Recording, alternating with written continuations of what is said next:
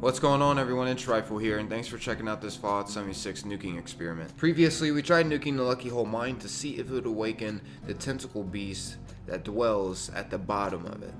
Unfortunately, no, it did not. That doesn't mean something may come in the future where we do fight it, or we're able to fight it now, we just haven't figured out how to awaken it. But it's not always a bad thing if the experiment fails. It lets other people know not to waste their time attempting it, because after all, it can take quite a bit of time going through the whole process to even be able to officially finally launch a nuke. So it makes sense why people are choosing White Springs and the Fisher Site Prime to nuke, because that's how you get the most bang for your buck that is known at the moment, that is. Hopefully we find some things just as good in the future of the series. I mean, don't get me wrong, there's plenty of enemies around in White Springs and you get quite a bit of experience and loot. Same with nuking the Fisher Site Prime and spawning in the Scorchbeast Queen.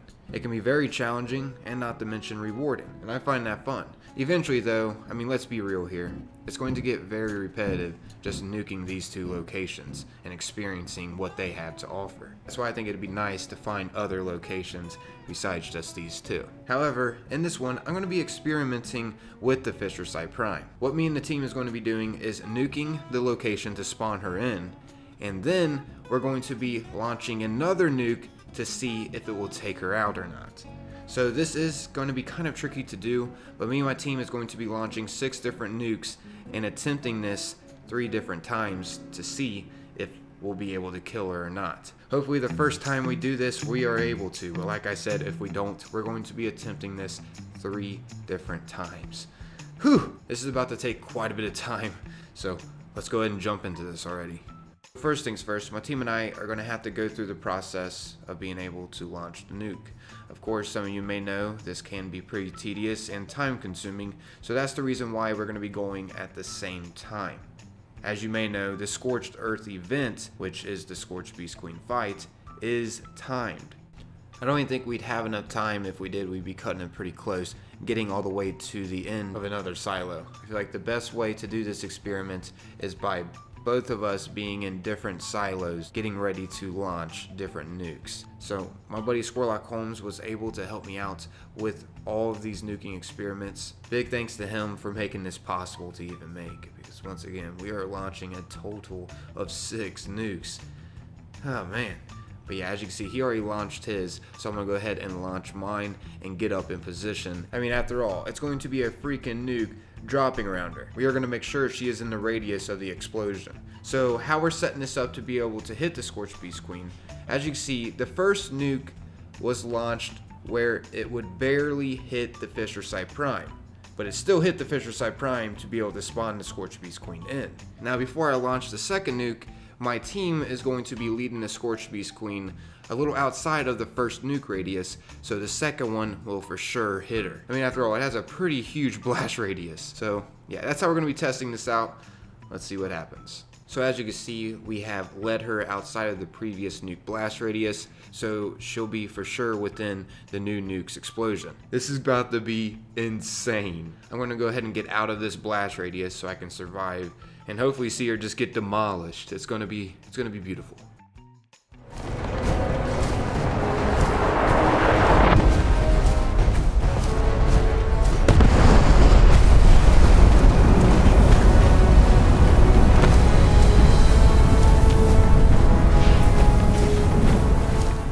Okay, so if you remember correctly, I showed you what her health looked like before we nuked her. And for some reason now she is at full health. It did look like one just came out of nowhere, so maybe a brand new one spawned in. And if that is the case, then why on earth didn't our Scorched Earth event timer reset? Because that's kind of ridiculous. We're just going to get a brand new Scorchbeast Queen without even resetting the Scorched Earth event timer? I don't know. That might not have been the case. Maybe the nuke just healed her. Heck, I don't know. When this happened, immediately we were thinking, like, what the heck? All of a sudden, now she is full health. Like, that's weird. The nuke did the complete opposites of what we were thinking. It literally just healed her. But then we were also being optimistic about it and thought maybe the nuke didn't exactly kill her, but it took off enough health from her to be able to recharge it back completely full. You know how legendaries typically are when you fight them. When you get them below half, they'll rejuvenate once. However, that wasn't the case. We managed to get her below half health, and as you can see, she regenerated. Fortunately, the nuke did absolutely nothing. Let's see what happens though the next 2 other times, if we can get some kind of different results. Alrighty, so round 2, Scorchbeast versus the nuke. The nuke is inbound, and yeah, I was within the blast radius. But when I spawned back in to check whether or not it did anything, it didn't at all. She started off with this amount of health, and here's what she had when she was nuked. Once again, full health. I mean, come on, if her health is going to reset, why can't the timer reset too? Sheesh. This got my hopes up, thinking it actually did that amount of damage to just get her health to regenerate. However, no, as you saw previously, that wasn't the case. There was a weird glitch, however, I will mention, that happened this time around. For some reason, one of my teammates chased down the Scorchbeast Queen when the time ran out and just kept shooting her.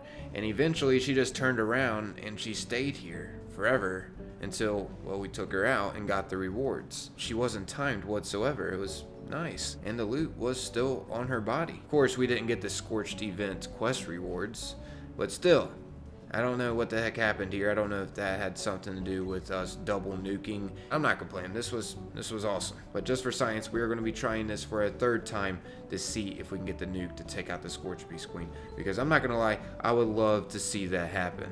That would be awesome. So as you can see, the nuke is inbound again for the 3rd time. And I died within the blast radius again. But when I spawned back to check whether or not the nuke did anything again, well, I got the same results again.